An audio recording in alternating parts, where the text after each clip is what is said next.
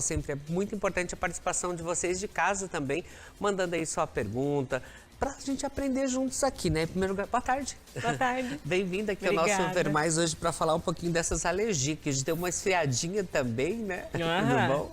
Tudo bem, você? Tudo, já. Eu queria que você falasse um pouquinho para a gente dessas alergias, né? Quais que são as mais comuns agora, nessa época de inverno, aí nos animais? Agora, na época de inverno, geralmente os animais começam a manifestar mais alergias voltadas a problemas genéticos, né? Que ali desenvolvem por conta do sistema imunológico do animal, então a dermatite atópica e a alergia alimentar. Essas são as mais comuns dessa fase, dessa época do ano.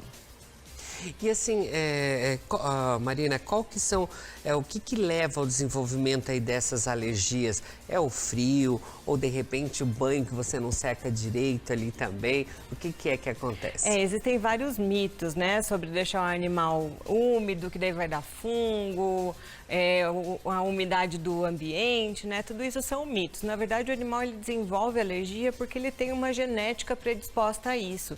Então, o organismo do animal ele começa a reagir a fatores ambientais, né, como ácaros, como fungo, como poeira, pólen, gramínea, até mesmo alguns alimentos que o animal pode ter ingerido a vida inteira em determinado momento, porque ele tem aquela predisposição genética, o sistema imunológico dele tem algum defeitinho, então aí ele começa a reagir e manifestar esses probleminhas diretamente na pele.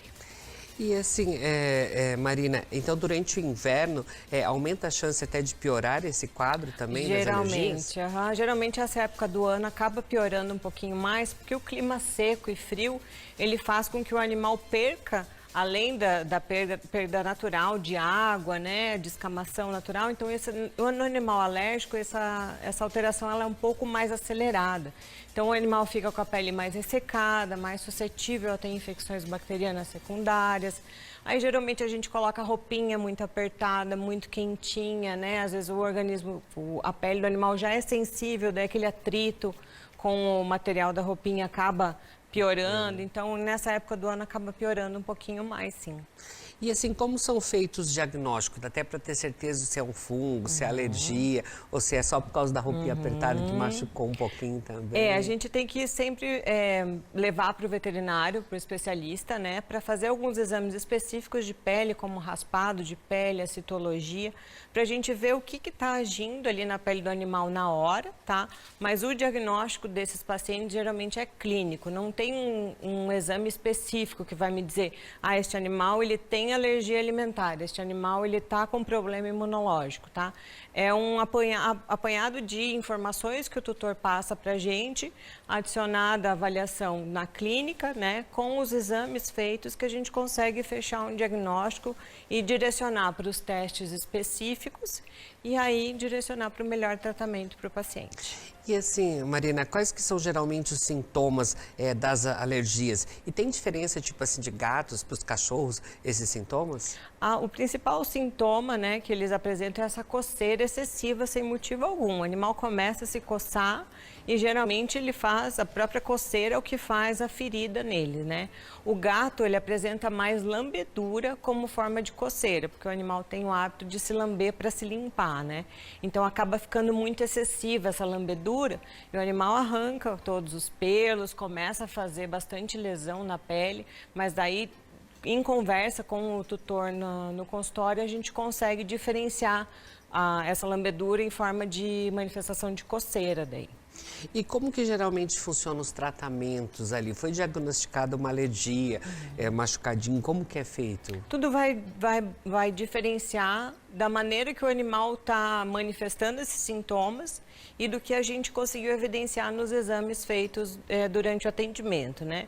Então, por exemplo, o animal está com uma infecção bacteriana secundária, mas é superficial, então a gente consegue tratar com shampoos específicos, né? A gente monta um protocolo de banhos terapêuticos para esse paciente, então vai variar, tem paciente que pode tomar 2 banhos por semana, um só, então vai variar cada caso. Vai me dizer o que eu tenho que fazer. Tem animal que precisa tomar medicação oral.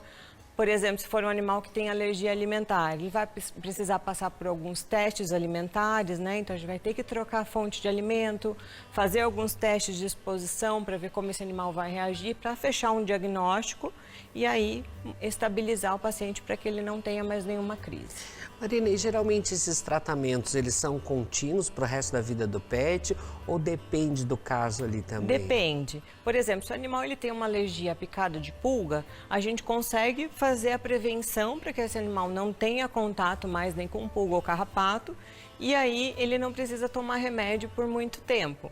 É mais fazer a prevenção mesmo, né? Ah, vou levar meu cão para o sítio, vou dar um antipulgas antes para ele então, para ele chegar lá protegido, porque é um local que a gente sabe que pode ter uma presença de ectoparasitas um pouco maior, né? No caso de animais que têm alergia alimentar ou dermatite atópica, aí esse tutor vai ter que virar o melhor amigo do dermatologista, porque são casos que não têm cura, né? A gente vai mesmo buscar a estabilização do paciente e evitar que ele tenha novas crises. Nem sempre é possível, porque o sistema imunológico pode reagir mesmo com o paciente medicado.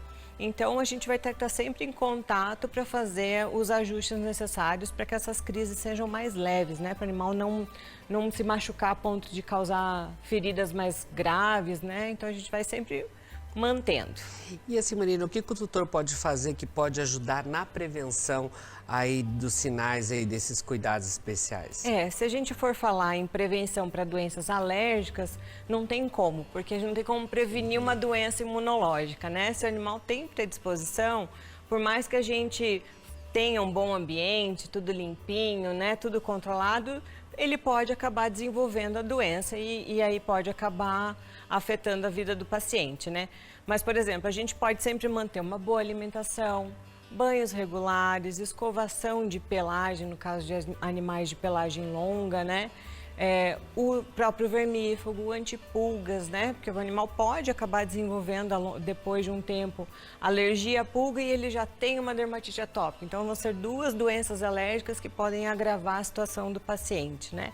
Então, é mais o cuidado sempre voltado, pesquisar, fuçar a pele do animal ali, passar a mão, achou uma bolinha, achou uma casquinha, chamo o dermatologista para ajudar. Marina, já o oposto agora, né? O que contribui para piorar esse quadro? Tipo assim, é você dando alimento que ele não pode, às vezes também você não sabe, como falou, não tem como a gente prevenir. E agora a gente sabe também que as pessoas acabam viajando de férias, tal, vai deixar o seu pet no hotel, em outro lugar. É importante ter esses cuidados também, né? Como você falou, dar o vermífugo, antipulga, tal, porque ele vai ter contato com outros animais também, né? O contato com outros animais, a gente tem que prevenir a questão de pulga, carrapato e piolho, né? Quando existe esse contato, geralmente em hotel, né, creche, é bom manter todo mundo protegido, porque pode correr o risco de acontecer alguma coisa relacionada a ectoparasitas.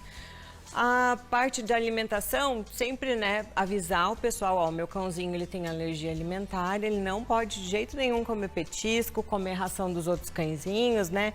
Porque a gente sabe, quando coloca a alimentação de todos junto, eles vão querer comer, né? Então, sempre separar esse animal na hora do alimento para evitar que ele tenha crise. Porque, às vezes, o animal ingere um grãozinho de uma ração diferente, já desencadeia uma reação inflamatória bem grave. Então, vai ter que ter todo aquele ciclo de novo de medicar o paciente.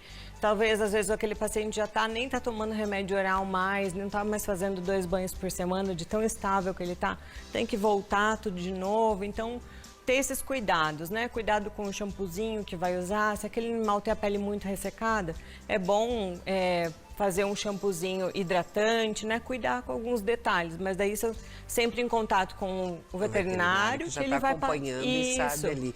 Doutora, existe também algumas vacinas que podem ser aplicadas para prevenir essas alergias? Vacina não. Vacina para a parte de pele não tem, mas a gente tem vários medicamentos excelentes hoje que são de forma injetável.